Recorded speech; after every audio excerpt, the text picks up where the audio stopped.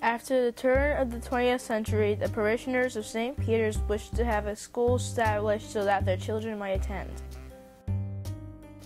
In 1906, Father Frederick Campbell requested the permission of Bishop John J. Monahan to do just that. In mid-August of 1906, 5 Sisters of St. Francis arrived to open the school. In just a few weeks, they made ready a brick building directly across the street from the church. School opened on the first Tuesday of September 1906.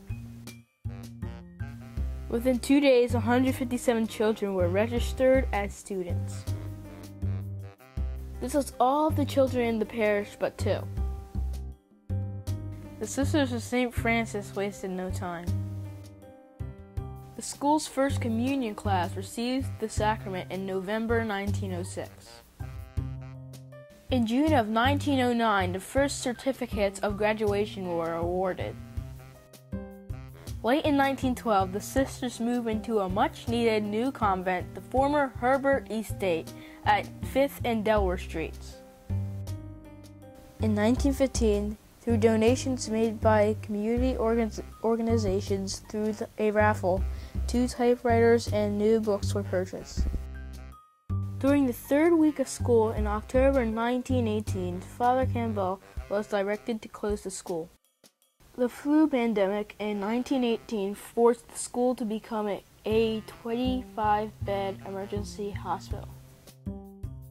2 people died, but all of the other 21 patients recovered thanks to the care of the Sisters of St. Peter's.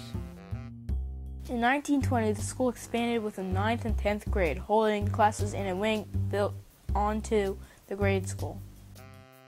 The school underwent renovations in the late 1920s, and in 1930, Father Charles Crowley became pastor of St. Peter's. With his passion for education and hard work, Father Crowley managed to make St. Peter's a State of Delaware accredited high school in 1931. Despite the Great Depression, Father Crowley enlarged the school in the early 1930s, adding 2 classrooms and a chemistry lab. Father Crowley realized that the school had run out of room to grow, and he began to plan for a separate high school building. In 1951, St. Peter's High School opened the doors of their own building. The new school had 4 classrooms, a science lab, a library, 2 offices, and an auditorium in the basement. Monsignor Crowley died shortly after the high school building opened. St. Peter's Parish was fortunate to have Father Andrew White succeed Monsignor Crowley. Under him, a large gymnasium was built next to the high school. Father White then erected a new grade school in a convent on the same site as the high school.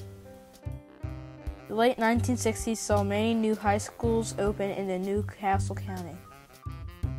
St. Peter's High School was forced to close due to low enrollment by June 1970.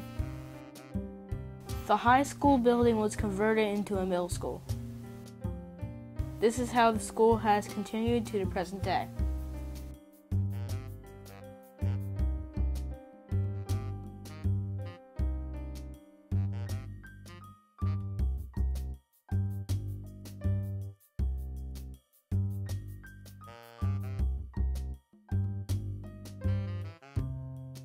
Since its inception over 100 years ago, St. Peter's School has provided a Catholic education to the families of Newcastle and beyond. The goal of a Catholic education is the formation of a Christian person. This is accomplished by developing each student's spiritual, intellectual, and social capacities. Let's listen to what the teachers and students have to say.